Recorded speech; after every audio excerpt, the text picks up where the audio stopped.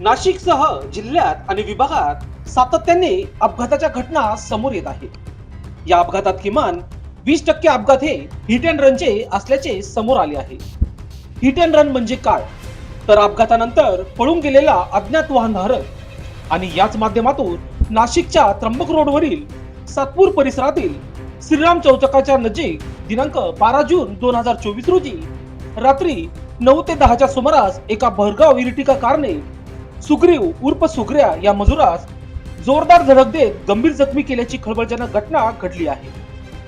या धडकेत सुग्रीव हा काही फूट उंच उडाल्याने त्याच्या पायाला व शरीराला गंभीर दुखापत झाली आहे।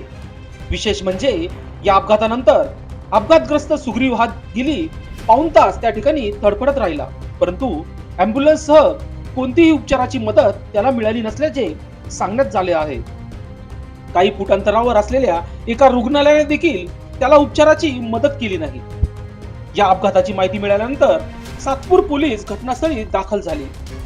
अपघातग्रस्ताला सिव्हिल हॉस्पिटल नाशिक येथे नेण्यात आले। या अपघातात सुग्रीवचा एक पाय निकामी झाल्याचे सांगितले जात आहे। या अपघाताचा सातपूर परिसरातून जाहीर निषेध होत आहे। तसेच पोलिसांनी अपघातग्रस्त वाहन शोधून त्याच्यावर कारवाई करण्याची मागणी शिवसेना शिंदे गटाचे योगेश गांगुर्डे यांनी केली आहे। दरम्यान या प्रसंगी लोकशास्त्र न्यूजशी बोलताना प्रथमदर्शनी अपघातग्रस्त सह्याद्री शिवस्वराज्य संघटना महाराष्ट्र राज्य तालुका अध्यक्ष विजय पानगावाने यांनी अधिक माहिती दिली व तसेच शिवसेना शिंदे गटाचे योगेश गांगुर्डे यांनी या त्र्यंबक रोडवरील अतिक्रमणामुळे हे अपघात होत असून सातपूर मनपाने हे अतिक्रमण काढून घ्यावे असे लोकशास्त्र न्यूजशी बोलताना सांगितले आहे। त्र्यंबक रोडवरती गेल्या अर्धा एक तासापासून अपघात झालेला होता। तुम्ही प्रत्यक्षदर्शनी होते, काय सांगणार तुम्ही? तर आम्ही जेवण केल्यानंतर थोडंसं पावली करण्यासाठी इकडे आलो होतो। एक भीषण आवाज आमच्या कानावरती पडला आणि त्यानंतर म्हटलं कसला तरी असेल आवाज, परंतु काही गार्डनमध्ये आम्ही हालचाल बघितली, काही मुलं रस्त्याच्या दिशेने धावले। आम्ही त्यांच्या मागे आलो तर बघितलं एक अनोळखी इस्माला कोणीतरी धक्का देऊन त्या ठिकाणी निघून गेलेलं होतं आणि आम्ही रस्ता क्रॉस करून तिथं आलो असताना एक अत्यंत गंभीर जखमी झालेला आम्हाला एक माणूस इसम त्या ठिकाणी पाहायला मिळाला।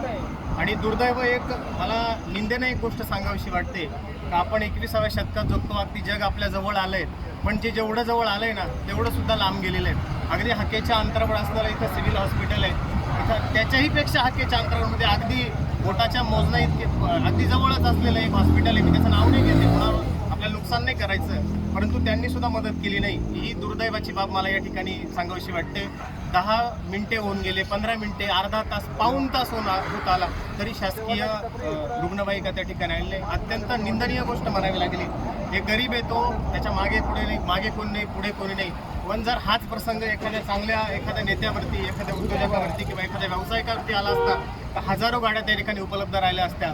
हीच गोष्ट मला या ठिकाणी खटकली आणि मी जाहीररित्या या घटनेचा निषेध करतो आणि जिल्हा नियोजन समिती असेल नाशिकची किंवा इतर कोणी प्रशासकीय व्यवस्थेची मी जाहीररित्या निषेध करतो, एवढंच बोलतो आणि थांबतो। रात्री त्र्यंबक रोडवरती मोठा अपघात झालेला आहे, त्या संदर्भात आपण काय सांगणार?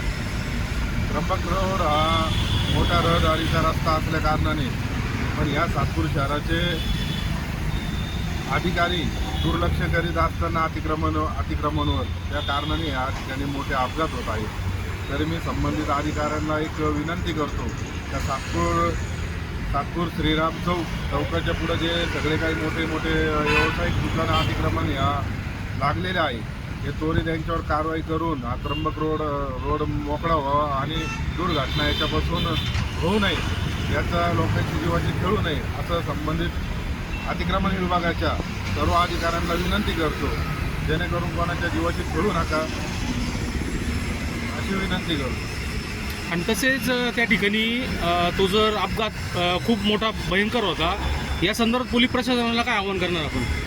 नाही, सदर अपघात अज्ञात कुठल्या वाहनाने त्याला उडवून तो पळून गेलेला आहे। तरी मी पोलिसांना आवाहन करतो की तिथे संबंधित CCTV कॅमेरे रोडचे सर्व चेक करून संबंधित व्यक्तीला न्याय द्यावा अशी विनंती करतो। जर हे अतिक्रमण या ठिकाणी जर येत्या 5-6 दिवसात न काढण्यात आलं, आपला पुढचा पवित्रा काय असणार आहे? नाही जर अतिक्रमण जर यांनी काढलं नाही तर हे जे काय अपघात होतील ते संबंधित अधिकाऱ्यांना मनुष्यवधाची दाखल करावं लागतात. लोकशास्त्र न्यूजसाठी बंटी आढाव, सातपूर.